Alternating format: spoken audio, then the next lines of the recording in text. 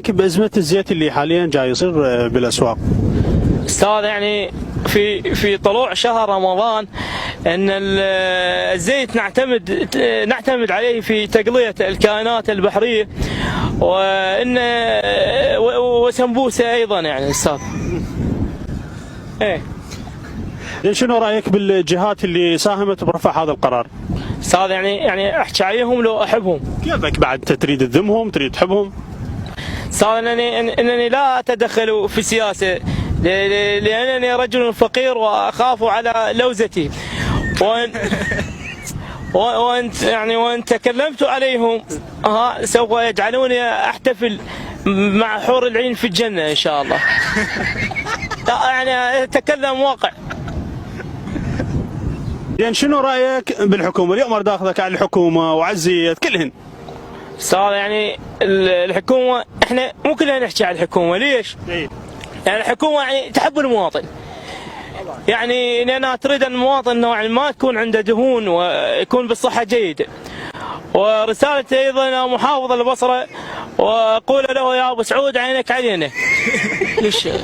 ما اهتز والله ما اهتز. وين لأنني شاب ونريد التعيين. حقك والله بالحق. وأيضا أقول له ألف رحمة على والديك والله يزوجك إن شاء الله.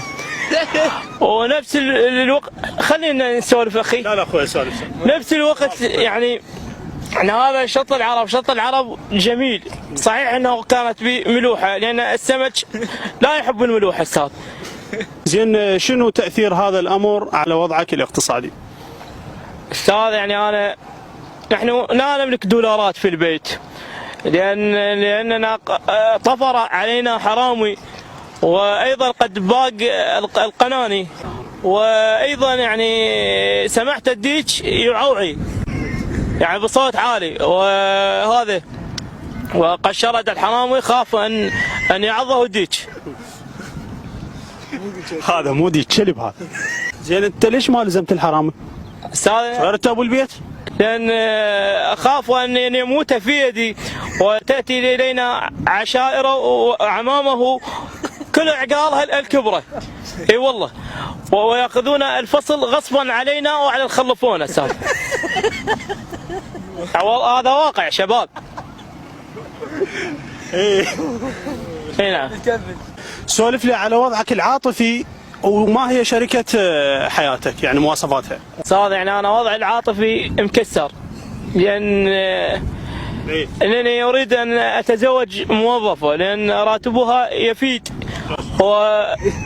وخصوصا ان كانت يعني معلمة، لان المعلمة سوف تعلم الجهال وايضا تفيدني في الراتب. نعم. بس المعلمة شوية راتبها قليل، انت ليش ما تاخذ لك دكتورة مو احسن؟ استاذ انا الدكتورة لا تحبني لان الدكتورة تحب ابو التاكسي. لي صديق يشتغل تاكسي يقول انه تحبه دكتوره وتصرف عليه، وانا من هنا يعني اذا تسمعنا الدكتوره اقول لها انا احبك ان تقبلين بي، ولكن يعني ان تشترين لي سايبه. ليش؟ بس لا صحيح حقك، هذا من حقك، وانت من حقك تريد دكتوره تريد معلمه، هذا الشيء يعني خاص بيك. انت ليش ما تاخذ لك محاميه؟ مو احسن لك من الدكتوره ومن المعلمه قانونيه وتفيدك شويه، خاف تكذونك منا. استاذ انا اول شغله ما مسوي شيء، انا رجل فقير تمام. وشغله المحاميه شوف كل المحاميات يعني حلوات هن شايفين المره رحنا المحكمه، بس المحامية خافوا من لسانها يعني لسانها جميل يعني، بس هي يعني اذا تعاركنا له هاي راح يعني ترفعوا علي عدة دعاوى يعني استاذ تخبزني خبز. زين شو تحب توجه كلمة للناس اللي يشاهدك واصحاب البيجات؟ استاذ يعني الناس انا اشكرهم يعني هذا كان سبب. يعني انا ليش سالتك هذا السؤال؟ يعني اشوفك شويه توصل بصوره صحيحه انت. استاذ انا يعني ناشط مدني متحدث استاذ، يعني اوصل رساله للناس، واصحاب البيجات استاذ يعني قفاصه لانهم لا ينشرون الا برصيد، وان نشروني فانه يعني بن حموده وشريف. انت؟ لا ابو البيج.